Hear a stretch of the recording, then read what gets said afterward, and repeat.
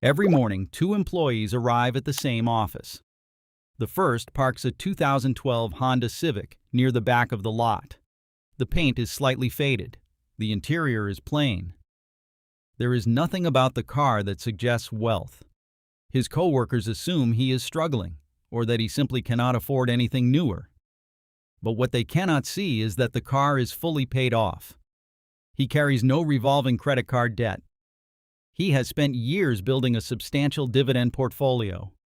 The income from that portfolio already covers several important monthly expenses. And if his paycheck disappeared tomorrow, he could survive for years without changing his life overnight. A few minutes later, his manager arrives in a new Mercedes-Benz GLE. The vehicle looks like success. Polished paint, premium interior. A brand designed to make people notice. But beneath that image is a payment close to $1,000 per month. Insurance costs more. The mortgage consumes a large part of take-home pay.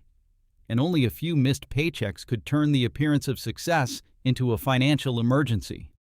One person looks poor but owns assets. The other looks rich but owes payments.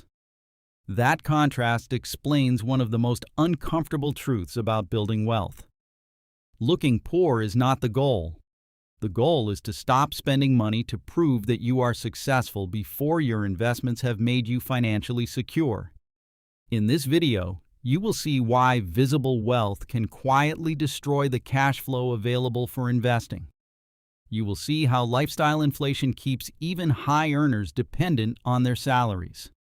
You will see what one luxury payment could become inside a dividend portfolio.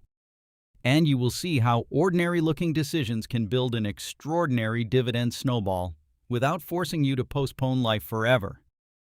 If you value financial strategies built around ownership, dividend income, and long-term freedom, take a moment to like the video and subscribe to the channel. Because the greatest obstacle to your dividend snowball may not be how little you earn.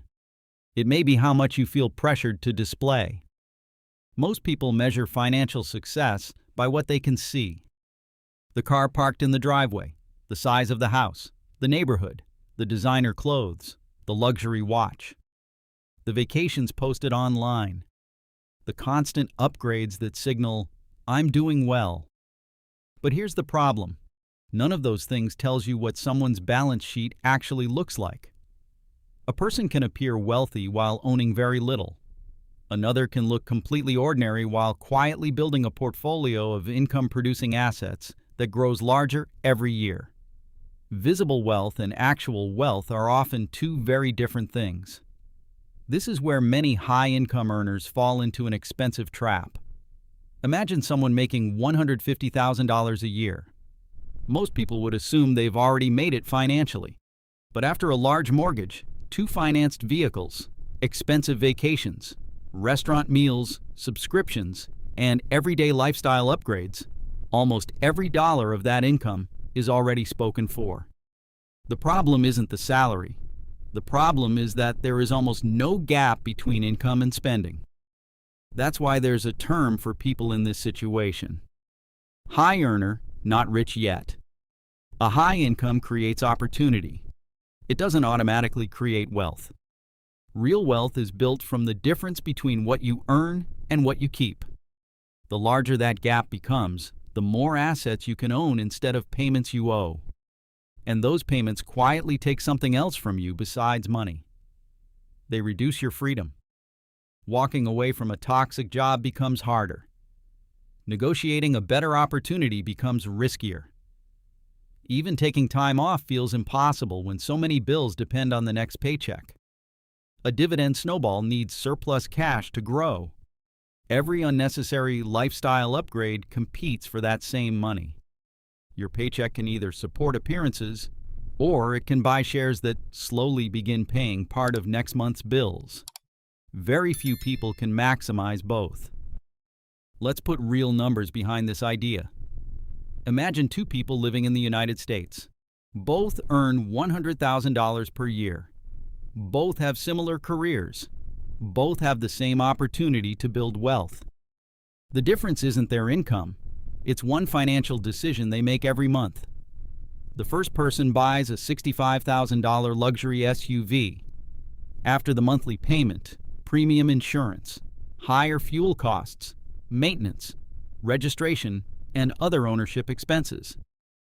Transportation costs reach roughly $1,200 every month. 5 years later, about $72,000 has gone toward owning and operating that vehicle. The SUV has depreciated significantly, the payments are gone, and very little lasting wealth has been created. The second person drives a reliable, paid-off 2012 Honda Civic. Transportation costs average around $200 per month for fuel, basic insurance, and routine maintenance.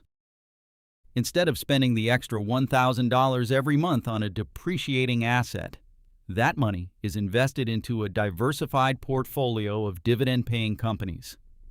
Month after month, new shares are purchased. Those shares begin generating dividends. The dividends are automatically reinvested. The reinvested dividends purchase even more shares. And if income increases over time, contributions can grow alongside it, making the snowball even more powerful. Using our standard long-term assumption of an 8% average annual return, investing that extra $1,000 every month for 30 years could grow into a portfolio worth roughly $1.5 million before taxes, fees, and without any guarantee of future performance. At a hypothetical 3% portfolio yield, that portfolio could generate approximately $45,000 per year in dividend income before taxes. Suddenly, that monthly car payment doesn't look like just another expense. It looks like decades of future cash flow that never had the chance to exist. The luxury vehicle didn't cost only $65,000. It also consumed thousands of potential shares, thousands of future dividend payments, and a meaningful piece of the financial freedom those dividends could have purchased. That is the real cost of looking rich. Every purchase has two prices. The first is the amount you pay today. The second is the ownership that money could have created if it had been invested instead. That doesn't mean buying nice things is wrong. It simply means understanding the full cost before making the decision. Think beyond cars. It's upgrading your phone every year when the current one works perfectly. Moving into a larger house simply because your income increased. Replacing furniture that doesn't actually need replacing. Buying designer clothes mainly to impress people. Ordering restaurant delivery several nights a week out of convenience. Financing luxury vacations. Paying for subscriptions you barely use. Or buying an expensive watch that tells the exact same time as one costing a fraction of the price. There's nothing inherently wrong with enjoying quality. Sometimes paying more buys better craftsmanship, greater comfort, or experiences you'll genuinely remember. But many purchases are driven less by utility than by the desire to signal success. That's where the real cost begins. Before making any non-essential upgrade, ask yourself one simple question. Will this improve my life enough to justify the future income I'm giving up? That's a very different question than simply asking whether you can afford it. Dividend investing isn't about living as cheaply as possible. It's about spending intentionally. A memorable family vacation may absolutely be worth every dollar. A status upgrade that quickly becomes normal often isn't. Think about a recurring $300 monthly expense. It's not just $300 leaving your bank account. It's also the shares you didn't buy that month. The dividends those shares could have generated. The additional shares those dividends could have purchased. And the years of compounding that never had the chance to begin. Sometimes the biggest price you pay isn't the money you spend today. It's the future income you never gave yourself the opportunity to own. Building a dividend snowball requires more than choosing good investments. It requires changing the way you think about every dollar you earn. Most people see income as spending power. Dividend investors learn to see income as capital. Every paycheck presents the same four choices. You can spend it, you can save it, you can pay down debt, Or you can buy ownership in businesses that may eventually pay you back for years to come. That shift in thinking changes everything.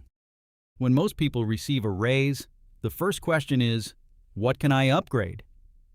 A dividend investor asks a very different question. How much additional monthly income could this raise eventually create?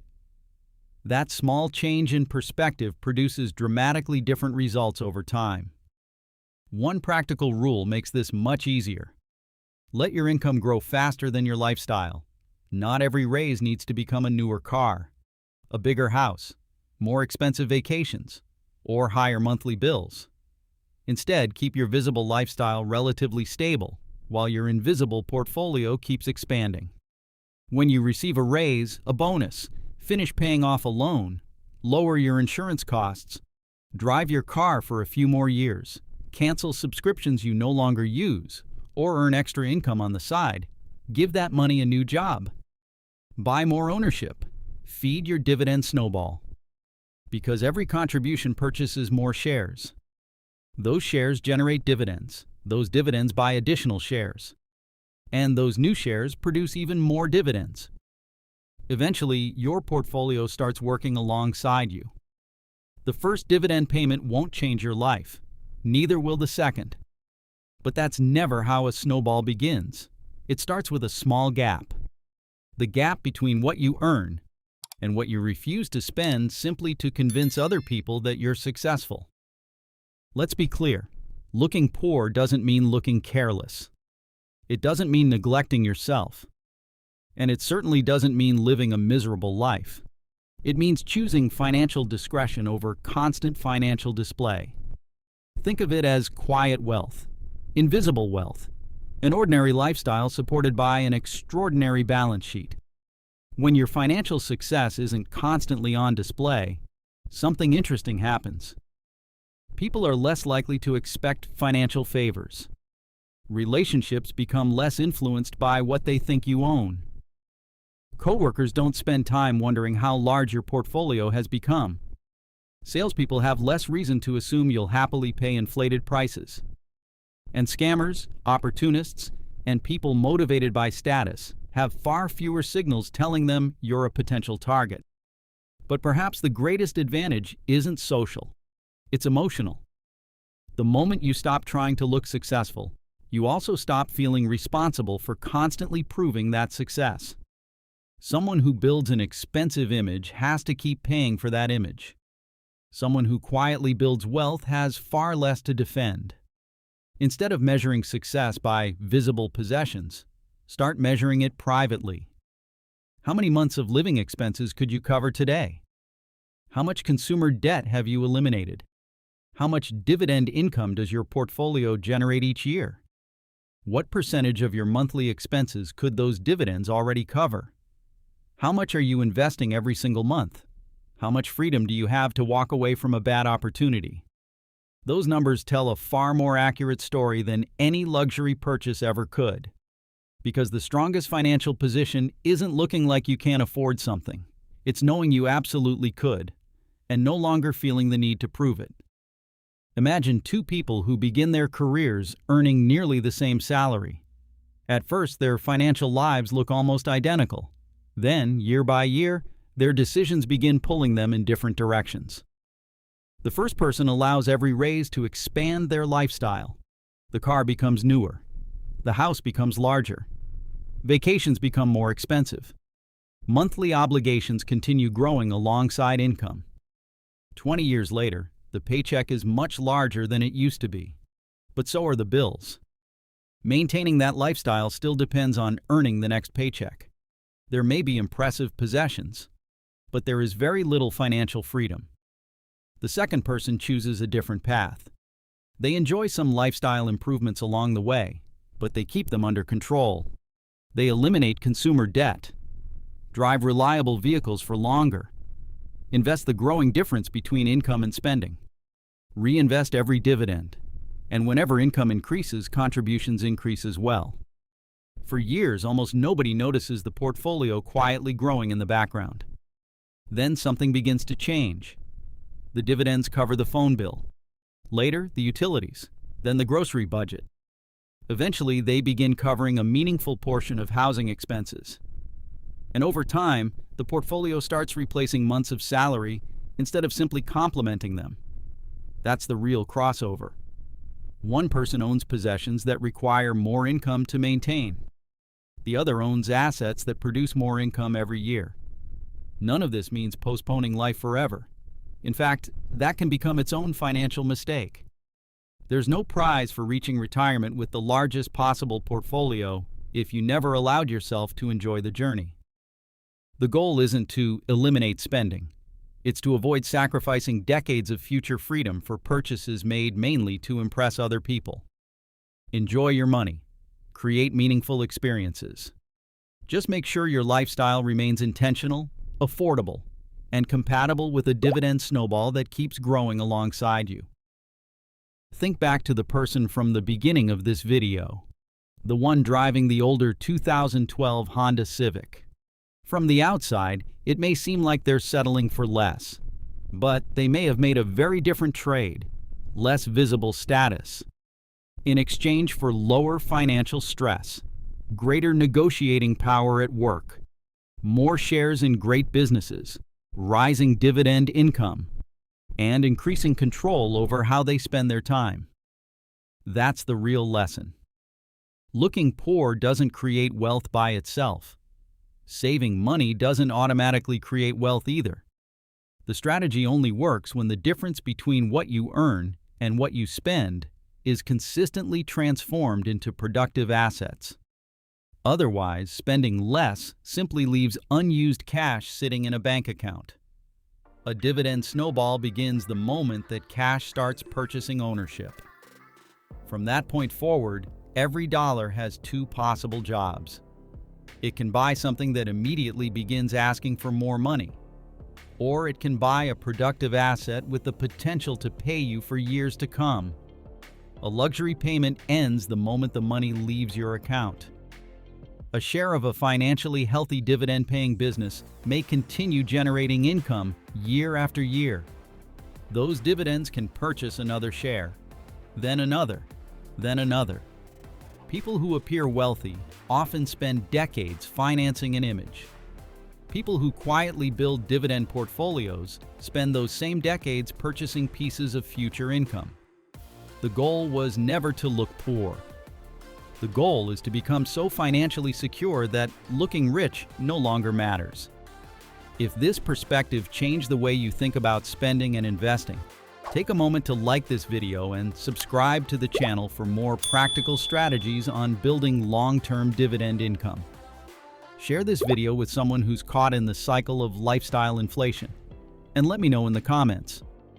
What's one recurring expense you would gladly redirect toward building your dividend snowball? If you're ready to keep growing your portfolio, watch my next video. Thank you for watching all the way to the end. I'll see you in the next video.